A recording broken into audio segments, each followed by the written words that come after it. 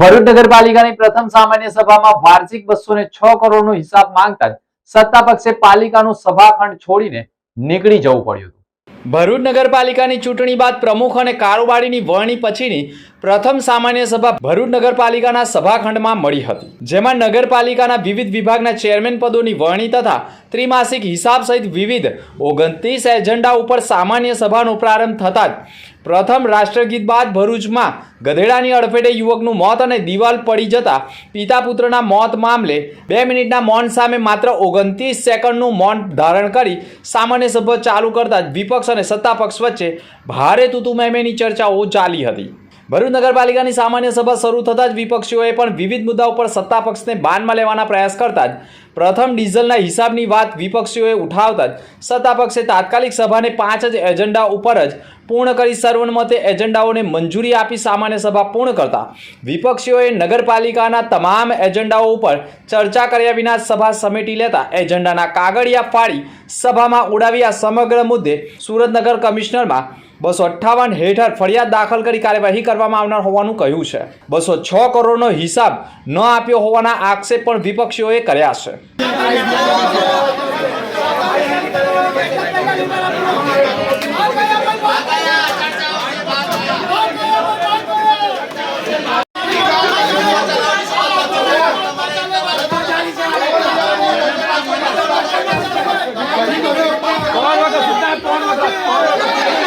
નવા ટર્મની પ્રથમ સામાન્ય સભાના અંદર વિપક્ષના સભ્યો દ્વારા ભરૂચના જે પ્રાણ પ્રશ્નો છે, ખાસ કરીને હમણાં હાલના અંદર જે રીતે દેખાઈ રહ્યું છે કે ભરૂચના અંદર રખડતા ઢોરનો પ્રશ્ન ખૂબ જ પેચીતો બન્યો છે।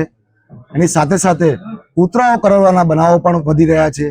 એ તમામ મુદ્દે વિપક્ષે ચર્ચા કરી। અમારા વિપક્ષના સભ્યોએ જે વાર્ષિક હિસાબ હોય, જ્યારે આજની સભામાં વાર્ષિક હિસાબ મંજૂર થતો હોય તો સ્વાભાવિક છે કે વાર્ષિક હિસાબ મંજૂર કરતા પહેલા એના મહત્વના મુદ્દાના ઉપર ચર્ચા કરવામાં આવે। જે ચર્ચા કરી, પરંતુ હંમેશા ભાગેડુ જે પાર્ટી છે, ભાજપ ભાગેડુ પાર્ટી હંમેશા છે। આજે પણ એ પાર્ટીએ પોતાનું કહી શકાય જે ભાગેડુ હતું એ જાહેર કરેલું છે। એટલે આજે ફરીથી ચર્ચામાંથી જ ભારતીય જનતા પાર્ટીના શાસક પક્ષો જે 35 વર્ષથી આ કુર્સી પર બેઠેલા છે એના પરથી ફરીથી ભાગી ગયા, કોઈ સવાલનો જવાબ ન આપી શક્યા। આજે જે શહેરના અંદર દિવાલ પરવારથી 2 યુવાનોના મૃત્યુ થયા, રખડતા ઢોરના અંદર કહી શકાય કે અકસ્માત થતા એક આશાસ્પદ યુવાનનું મોત થયું, એની સાથે સાથે બાળકોને જે કૂતરા કરડવાના બનાવ બન્યા, એ બધા સવાલો ખૂબ ગંભીર હતા, જે શહેરના હિતમાં હતા। આ સવાલોના ઉપર જ્યારે અમે અમારા પ્રશ્ન પૂછેલા છે ત્યારે જવાબ આપવા પણ હાજર નથી રહ્યા। સાથે સાથે બોર્ડના અંદર ઘણા બધા અગત્યના કામો હતા। હું શહેરની પ્રજાને કહેવા માંગુ છું, આ બોર્ડની સામાન્ય સભા 3 મહિને એકવાર મળતી હોય છે। જ્યારે આપણે આ ભરૂચ શહેરની જનતાએ ભારતીય જનતા પાર્ટીને આ શાસનનો મેન્ડેટ આપેલો હોય, એમને શાસન પર ફરીવાર ચડાવેલા હોય, ત્યારે ભરૂચની શહેરની જનતા જ એમને સવાલ પૂછે કે જ્યારે ભરૂચના પ્રશ્ન માટેની ચર્ચા હોય ત્યારે તમે કેમ ભાગી જાઓ છો, કેમ વિપક્ષના સવાલના જવાબ નથી આપી રહ્યા? વિપક્ષના કોઈ આ ઘરના પ્રશ્ન નથી, હિસાબના પ્રશ્ન, જે સૌથી ગંભીર પ્રશ્ન કહેવાય, ત્રિમાસિક હિસાબ હોય, વાર્ષિક હિસાબ હોય, જેના અંદર અસંખ્ય ગડબડ ગોટાલા હોય છે, એવા પ્રશ્નના જવાબ પણ એ લોકો આપી શકતા ન હતા।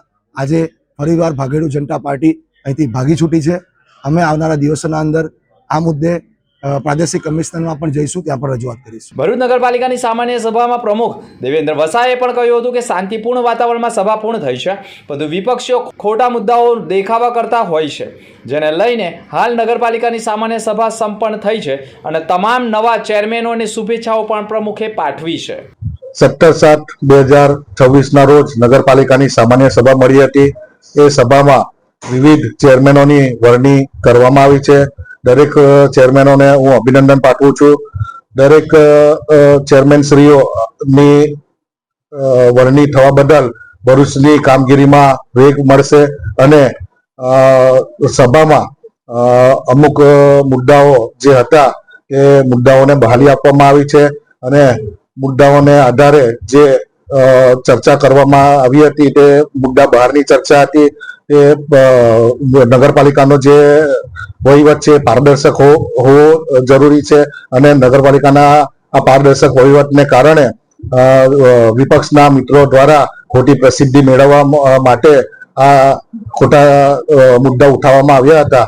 તે અમે સર્વાનુમતે સભામાં મુદ્દાઓ મંજૂર કરેલા છે થેન્ક યુ. ના, નગરસેવકોમાં કોઈ જાતની નારાજગી નથી. એ એક ભારતીય જનતા પાર્ટીનો એક પરિવાર જ છે, એટલે એમાં નારાજગી ના હોય. એ લોકોને જે વાતચીત થઈ અને તે પછી એ લોકોને વાળી લેવામાં આવ્યા છે. નગરપાલિકામાં નવા ચેરમેનોના નિમણૂકીની નજર કરીએ તો નવા યાદી ઉપર પ્રજ્ઞેશ દલપત પટેલ કારોબારી ચેરમેન રહ્યા છે, તો Chirag Vasantlal Bhatt finance and tax કમિટીના ચેરમેન રહ્યા છે, તો કાજલ દર્શન વસાવા કાયદા સમિતિના ચેરમેન બનાવ્યા છે, ચેતન અંબાલાલ રાણાને પણ ફાયર મોટર ગેરેજના ચેરમેન બનાવ્યા છે, તો વિજય માધુભાઈ મકવાણાને પણ સમાજ કલ્યાણ સમિતિના ચેરમેન બનાવ્યા છે, દક્ષાબેન સંદીપ કુમાર વસાવાને પણ ચેરમેન બનાવ્યા છે, ભાવિન ચંદ્રકાંત પટેલને પણ લાઇટ કમિટીના ચેરમેન બનાવ્યા છે, તો જિગ્નિશા પિયુષ પટેલને પણ સેનેટરીના ચેરમેન બનાવાયા છે, વિશ્રુતિ આકાશ દૂધવાલાને પણ શોપ ચેરમેન બનાવ્યા છે, તો ભાવેશ દિનેશ ખારવાને પણ મેડિકલ કમિટીના ચેરમેન બનાવ્યા છે, તો હેમેન્દ્ર ભીખાભાઈ પ્રજાપતિને વોટર કમિટીના ચેરમેન, અર્પણ જોશીને પૌડીના ચેરમેન અને હેમાંગિનીબેન મિસ્ત્રીને પણ બાગ બગીચા ચેરમેન બનાવવામાં આવ્યા છે. આમાં ભરૂચ નગરપાલિકામાં સિનિયરોના પત્તા કપાયા છે. જો એની ઉપર નજર કરવામાં આવે તો ભરૂચ નગરપાલિકાના પૂર્વ પ્રમુખ અને 3 ટર્મથી વોર્ડ નંબર 7માંથી ચૂંટાઈને આવતા સુરભીબેન તમાકુવાલા પડતા મુકાયા છે. તો વિભૂતિબા યાદવ પણ ભરૂચ નગરપાલિકાના પૂર્વ પ્રમુખ છે અને 2 ટર્મથી ચૂંટાઈને આવ્યા છે અને તેમને પણ પડતા મુકાયા છે. હેમુબેન પટેલ 3 ટર્મથી ચૂંટાઈને આવે છે અને પૌડી વિભાગના પૂર્વ ચેરમેન હતા, તેમને પણ પડતા મૂક્યા છે. સૌથી સિનિયર ધનજી ગોહિલને માનવામાં આવે છે અને તેઓ 2 ટર્મથી વોર્ડ નંબર 8માંથી ચૂંટાઈને આવે છે અને શહેર ભાજપ પૂર્વ પ્રમુખ હતા. જોકે સિનિયર આગેવાનોને જ ભરૂચ નગરપાલિકામાં પડતા મુકાયા હોવાના કારણે આગામી દિવસમાં વિધાનસભાની ચૂંટણીમાં નુકસાન પણ થઈ શકે તેવા એંધાણો પણ વર્તાઈ રહ્યા છે.